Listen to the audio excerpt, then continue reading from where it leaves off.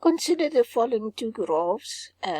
First of all, we have the mother graph. We have a set of axes here and a set of axes here. So on both graphs, or both set of axes, I drew tan theta, and it is done in green because it's the mother graph. And then I want to draw on the left hand side, I want to draw tan of theta minus 90. On the right hand side, I want to draw tan of theta plus 45. We have already seen in previous examples that if I subtract 90 degrees from the theta value, then it will cause the graph to shift to the right. And if I add 45 to the theta, it will cause the graph to shift to the left. But let us look at each individual graph first. I'm going to zoom in a little bit. Let us first look at the table and just go step by step. If I take the values of 0, 45, 90, etc., and I make a table with the values of tan theta, which we know is like this from the mother graph, then on a new line we have theta minus 90, which gives us these results here, and then from there onwards I will get tan of this value. But what we must remember is the first value there that's linked to the last one here. So if I start with 0 and I subtract 90, then I'm off my table. So let us start at 90.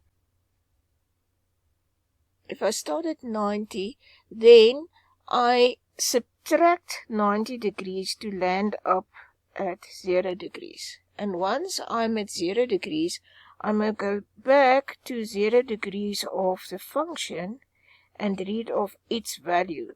And then I must plug it back here. So in the end, I will have 90 degrees, so that value shifted to the right.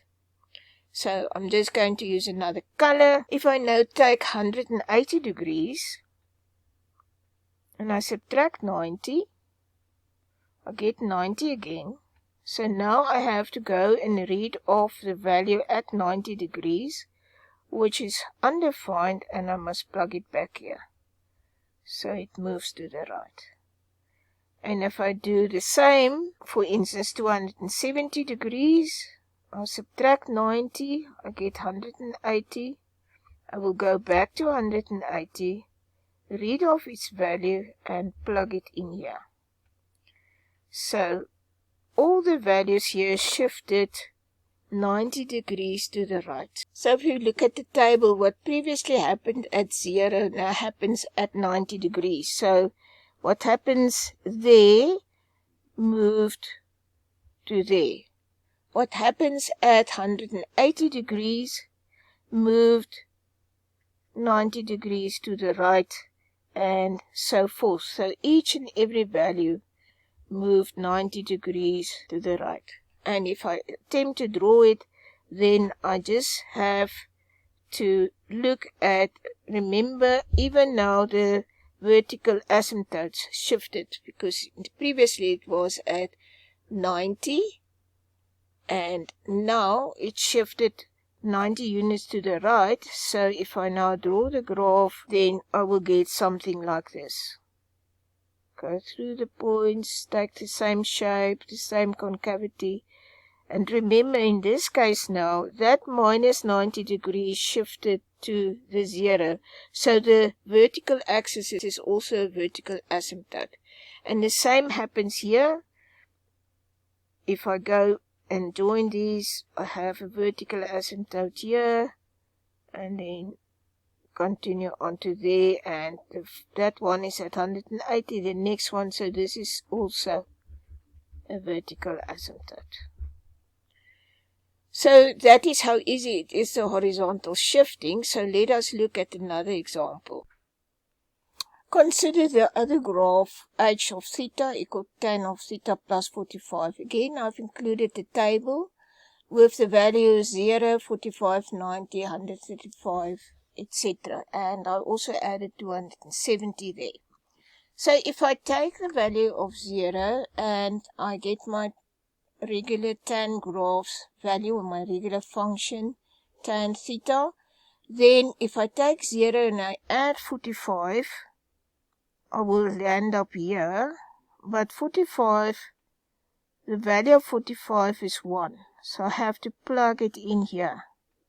So I'm moving 45 degrees to the left. If I do the same for 145 degrees,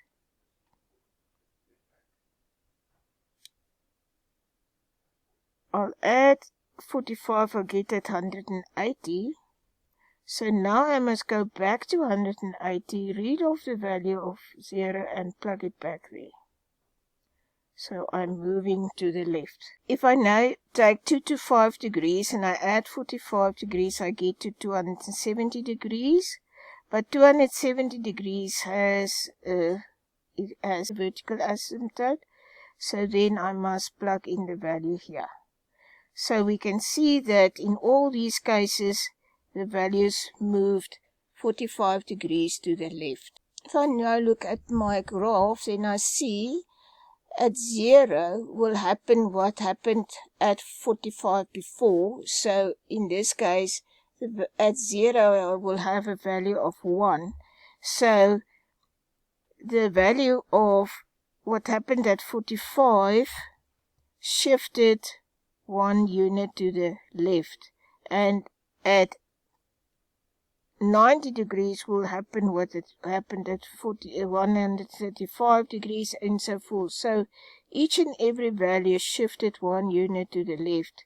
If I now join these points, I must make sure that I stay within the vertical asymptotes. I have my concave down on this side and concave up there. And the same with this graph here.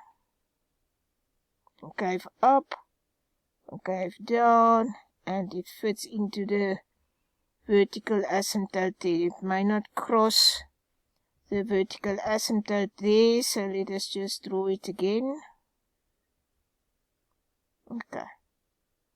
So everything shifts 45 degrees to the left.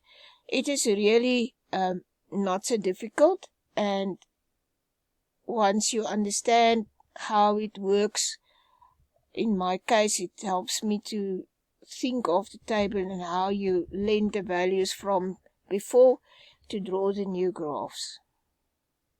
So on this page, this sort of a summary of what we did before, just in words, where we say that the blue graph shifted 90 degrees to the right and the red graph shifted 45 degrees to the left.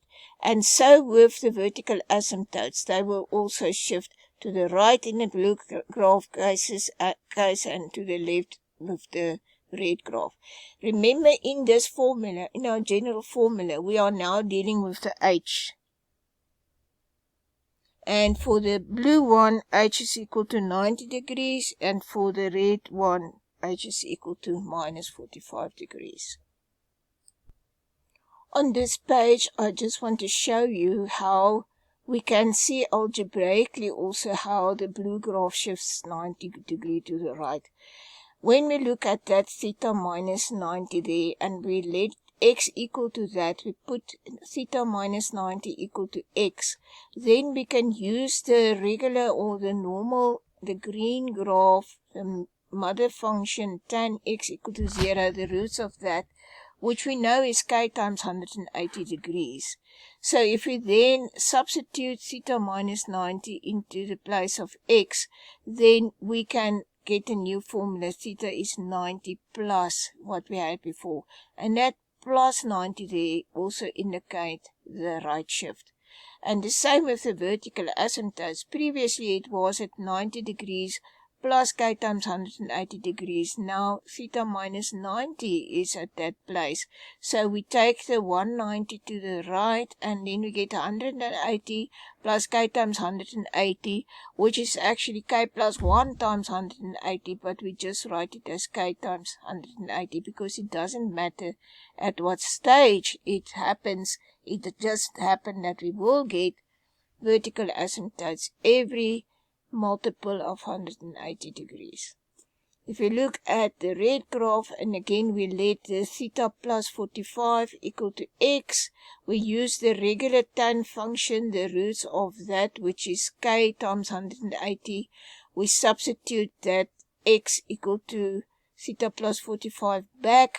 We solve for theta to get a minus 45 on the right hand side.